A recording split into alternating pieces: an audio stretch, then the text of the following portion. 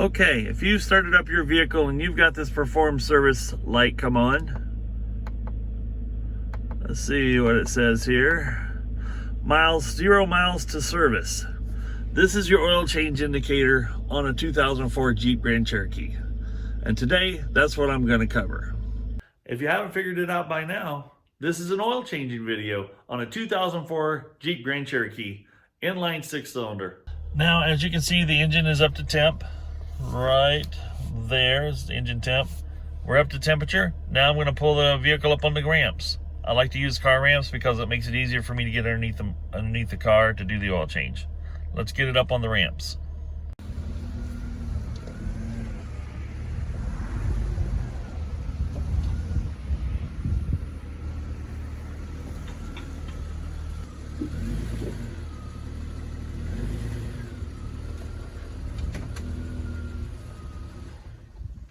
Okay, the tools you're going to need to change the oil on a 2004 Jeep Grand Cherokee is you're going to need a 16mm wrench to take the drain plug out. You're going to need an oil filter wrench that fits your oil filter. As you can see here, this is my oil filter, and it fits. And you're going to need the oil. So, in this particular Jeep, I run 10W30, and I use Mobile 1 in all my vehicles, and I got me a Mobile 1 air filter or oil filter, an M1 204A, and I need a suitable container to catch all the oil while I'm draining it. So first things first, let's drain the oil. You guys might think this is kind of large. It's an old U-line storage container or parts container type of thing, but I like it because it has nice high sidewalls. It helps contain the splatter, and I really enjoy that.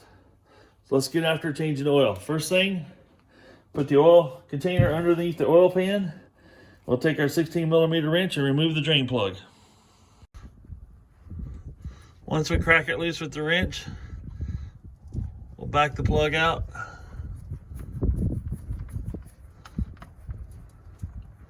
And drain the oil.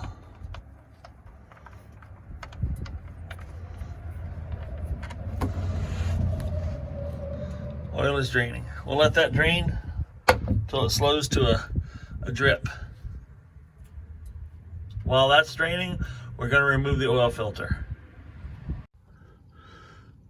On this particular motor, it's a straight inline 6-cylinder, and the oil filter is on the passenger side of the motor.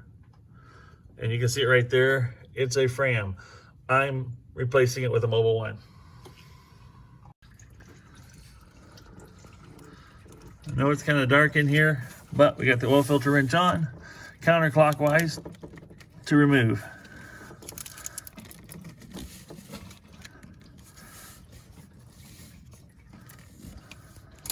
Man, this really is dark in there, isn't it? Anyway, so once you got it broke loose, you can spin it free by hand. Once you have the old oil filter out, it's good to do a comparison for size to make sure this diameter look alike. Then you're relatively confident you've got the right oil filter.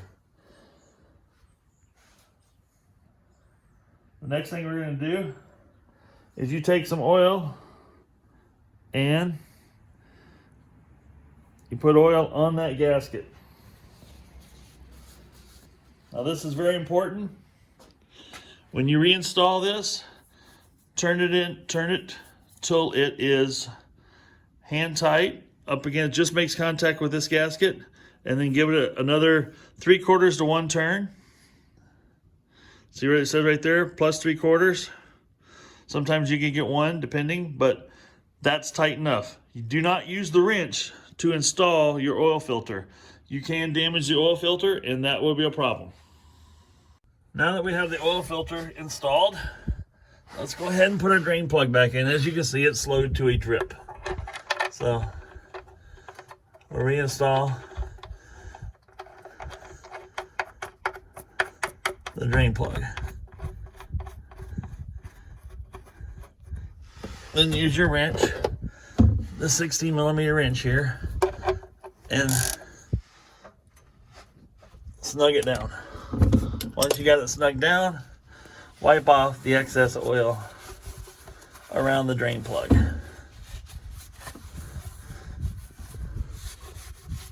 We're just about done with this job now. Last but not least, and don't ever forget to do this, put oil back in your engine. Now this particular engine takes approximately 6 quarts. So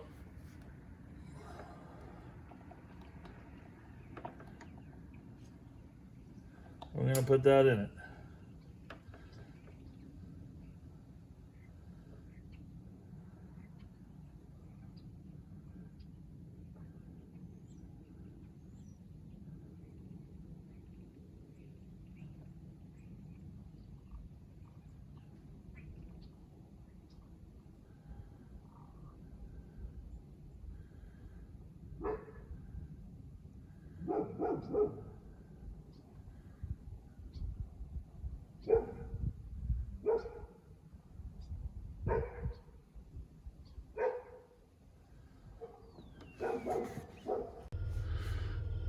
Once you've completed all of that, go back to your where it says perform service soon, 0 miles of service, then hit your reset button.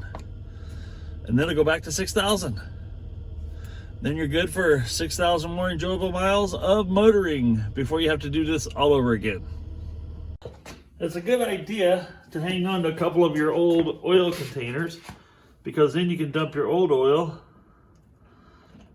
back into it. And that way you can safely transport it without making a mess. Usually most of your automotive places take your recycled oil, or take your oil and they recycle it at no cost.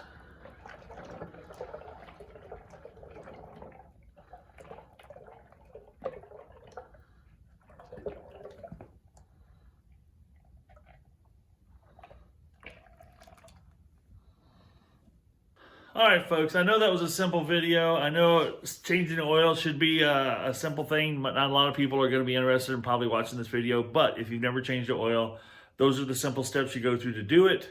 Hopefully get you on your way to servicing and doing a lot of other service work on your vehicles, watching some of the other videos that we do around here, and making life easier for yourself.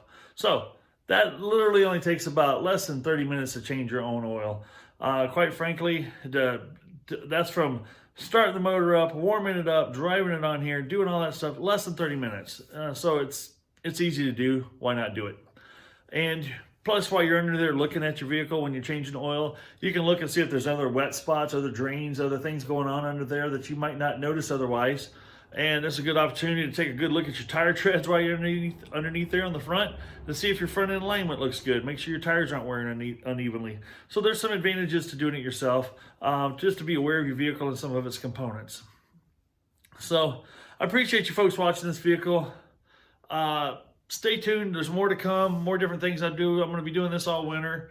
I'm not going to be doing as much boat stuff, but I have a lead on a boat today. It might come through, it might not. We'll see. You guys have fun out there. Be safe out there. Enjoy life. Michael out.